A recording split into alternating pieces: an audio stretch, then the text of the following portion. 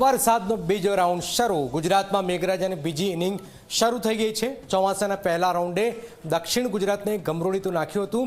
હવે વરસાદના બીજા રાઉન્ડે ફરીથી દસ્તક આપી દીધી છે। રાજ્યના 50 તાલુકામાં વરસાદ નોંધાયો છે। તો આગામી 7 દિવસ માટે હવામાન વિભાગે પણ વરસાદની આગાહી કરી છે।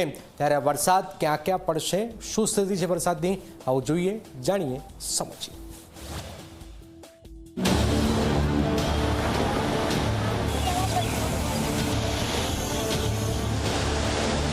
ચોમાસાના પહેલા રાઉન્ડે દક્ષિણ ગુજરાતમાં તબાહીનું ચિત્ર ઊભું કર્યું હતું। સુરત, નવસારી, વલસાડ અને ડાંગમાં જાણે આકાશ ફાટ્યું હોય તેવો વરસાદ વરસ્યો હતો। અનેક વિસ્તારોમાં પૂર જેવી સ્થિતિ સર્જાઈ। ઘરો અને દુકાનોમાં પાણી ઘૂસી જતા વેપારીઓને લાખો રૂપિયાનું નુકસાન વેઠવું પડ્યું। રસ્તાઓ નદીમાં ફેરવાઈ ગયા। જ્યાં વાહનો દોડવા જોઈએ ત્યાં હોડીઓ દોડવા લાગી। અનેક લોકોને પાણીમાંથી સુરક્ષિત સ્થળે ખસેડવા રેસ્ક્યુ ઓપરેશન ચલાવવું પડ્યું। હવે મેઘરાજાએ બીજા રાઉન્ડની શરૂઆત કરી છે। રાજ્યના 50 તાલુકામાં વરસાદ નોંધાયો છે। સૌથી વધુ વલસાડના પારડીમાં 1.5 ઇંચથી વધુ એટલે કે 1.54 ઇંચ વરસાદ નોંધાયો। તાપીના ઉકાઈમાં 1.2 ઇંચ અને સુરતના માંડવીમાં 1 ઇંચ વરસાદ નોંધાયો, જ્યારે અન્ય તાલુકાઓમાં સામાન્યથી હળવો વરસાદ વરસ્યો। હવામાન વિભાગે આગામી 7 દિવસ રાજ્યમાં છૂટાછવાયા વરસાદની આગાહી કરી છે। કેટલાક વિસ્તારોમાં થંડરસ્ટોર્મ સાથે મધ્યમ વરસાદ થઈ શકે છે। આવતીકાલે રથયાત્રાના દિવસે પણ રાજ્યના અનેક ભાગોમાં મેઘરાજા આમી છાંટણા કરે તેવી શક્યતા છે। आने वाला अगले 7 दिन के लिए 21 जुलाई तक इसमें हल्का से मध्यम बरसात का संभावना रहेगा अलग अलग स्थानों में, राज्यों की विभिन्न जिला में। और इसमें थंडरस्टॉर्म का भी संभावना रहेगा, मेघ गर्जना के साथ बिजली गिरने का भी संभावना रहेगा। अहमदाबाद के लिए आसमान बादल छाए रहने का पूर्वानुमान है और 1-2 स्पेल बारिश का भी संभावना रहेगा। इसमें बिजली गिरने, थंडरस्टॉर्म विथ लाइटनिंग मतलब बिजली के मेघ गर्जना के साथ बिजली गिरने का भी संभावना रहेगा। उत्तर और दक्षिण गुजरात की जो तटीय क्षेत्र है इसमें पवन का जो दिशा रहेगा मेनली दक्षिण पश्चिम दिशा से पवन चलने का स्थिति बने रहेंगे और स्टीप प्रेशर ग्रेडियंट के कारण विंड स्पीड थोड़ा स्ट्रॉन्ग रहेगी। 17 થી 19 जुलाई दरमियान दरियो तोफानी रहवानी संभावनाना पगले माछीमारोने दरियो न खेडवानी चेतवणी आपवामां आवी छे। फिशरमैन भाई के लिए आज वार्निंग दिया गया है। डे 3, डे 4, डे 5, 17, 18, 19 जुलाई के लिए दक्षिण गुजरात और सटे हुए जो उत्तर गुजरात और सटे हुए दक्षिण गुजरात की जो तटीय क्षेत्र है इसमें स्क्वाली विंड का पूर्वानुमान दिया गया है 17, 18 और 19 जुलाई।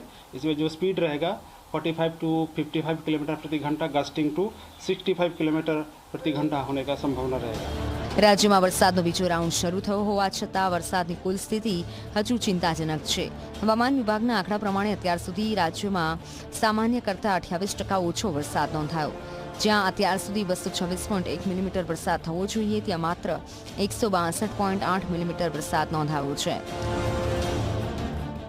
આ તરફ હવામાન આગાહીકાર અંબાલાલ પટેલે પણ આગામી દિવસોમાં વરસાદની સંભાવના વ્યક્ત કરી છે। જેમના જણાવ્યા પ્રમાણે રથયાત્રાના દિવસે અમદાવાદ અને મધ્ય ગુજરાતમાં હળવા વરસાદ કે છાંટાની શક્યતા છે। હવે ધીરે ધીરે ઉપલા લેવલે ભેજ આવશે અને નીચલા લેવલનો ભેજ પણ આવશે, એટલે કઈ સિસ્ટમો બનતી જશે। રથયાત્રાના દિવસે રાજ્યના કેટલાક ભાગમાં હળવો વરસાદ કે છાંટા પડવાની શક્યતા રહેશે। અમદાવાદમાં પણ ત્યાં છાંટા પડવાની શક્યતા રહેશે અને સમય સાંજની રાજ્યના કેટલાક ભાગમાં અલ્પ ભાગોમાં વીજળી પણ થવાની શક્યતા રહેશે। 26 થી 30 જુલાઈ દરમિયાન રાજ્યના અનેક વિસ્તારોમાં વરસાદનું જોર વધવાની સંભાવના છે। ઉત્તર ગુજરાત, મધ્ય ગુજરાત, પૂર્વ ગુજરાત, સૌરાષ્ટ્ર અને કચ્છના વિસ્તારોમાં પણ સારા વરસાદની આશા વ્યક્ત કરવામાં આવી છે। 22મી જુલાઈથી 30 જુલાઈ સુધીમાં રાજ્યના ઘણા ભાગોમાં વરસાદ થવાની શક્યતા રહે। મુંબઈ મહારાષ્ટ્રના ભાગોમાં તો 24, 25, 26 જુલાઈમાં વરસાદ થવાની શક્યતા છે। આ અરસામાં દક્ષિણ ગુજરાતના ભાગોમાં પણ વરસાદ થવાની શક્યતા રહેશે। કેટલાક ભાગમાં ભારે વરસાદ થઈ શકે। જ્યાં વરસાદની અત્યારે ખેંચ છે તેવા ભાગોમાં પણ કંઈક વરસાદી ઝાપટા પડી શકે। દક્ષિણ સૌરાષ્ટ્રના ભાગો,